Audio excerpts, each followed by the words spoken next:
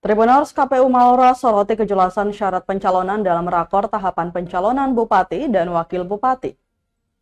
Komisi Pemilihan Umum atau KPU Kabupaten Maluku Tenggara Malora menggelar rapat koordinasi persiapan pendaftaran bakal pasangan calon Bupati dan Wakil Bupati Malora 2024, Sabtu 24 Agustus 2024 di kantor KPU setempat.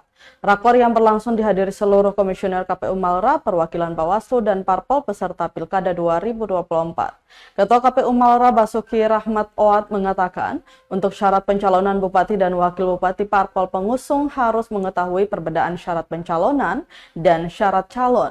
Setelah itu, paslon juga wajib melampirkan formulir model B pencalonan KWK. Basuki Rahmat Oat menambahkan terkait syarat calon merujuk ke PKPU 8 tahun 2024 pasal 20 terkait dokumen yang harus dipenuhi oleh masing-masing calon, baik Bupati dan Wakil Bupati, mulai dari formulir pernyataan, surat pernyataan, fotokopi ijazah, pas foto, dan lainnya.